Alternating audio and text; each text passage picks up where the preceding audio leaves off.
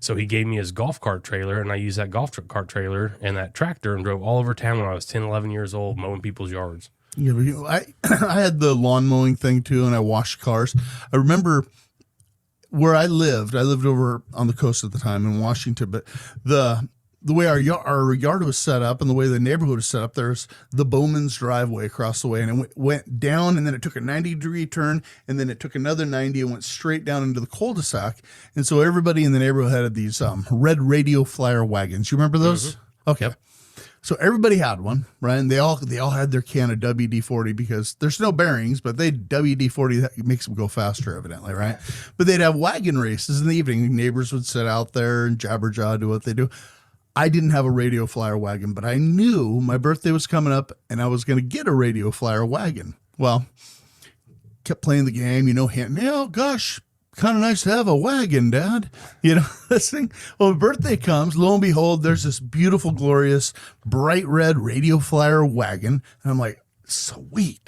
And Dad says, all right, let's go in the garage. And I'm like, this is where the magic happens. Dad's a mechanical genius. He's probably going to put turbos in it or something to that effect. I'm going to win every race that ever happens here. He's certainly going to give me a can of WD-40. So, man, I scampered off to the garage, and we put that radio flyer wagon together, and I'm waiting for it, and he pulls out a drill, and I'm like, he's definitely installing turbo thrusters. That's got to be what's going on. And he punches a couple holes through the metal in the back, and I'm thinking, maybe he makes it go faster. I don't know. What's he doing? Then he runs some twine through it and brings a loop back and ties it to not a snapper riding mower, but an old push mower. The one that you push, and as the wheels turn, it makes the blades spin. Yeah. Tied that to the back. Then he took a bucket with some thing of bleach white, a little bottle of Joy soap, a wire bristle brush, and a chamois type wash mitt. He says, there's your business. Go to work.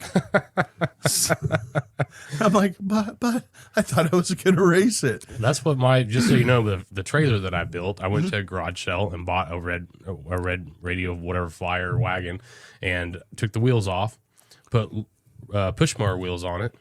Or actually, they were riding lawnmower wheels. The front wheels, like off of the snappers, on the wagon.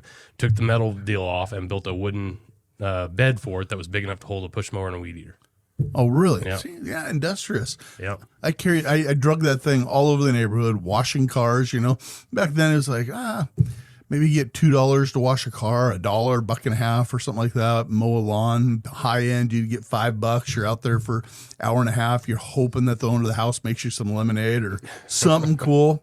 But yeah, I did that for years. That was my first business. I think I talked on another episode about the lemonade stand and things like that. But it's funny when you think about it, people that we run into in our everyday life that talk to us or that have businesses, they've all kind of got a similar story, right? And not always lawn mowing, but some people do some pretty creative things.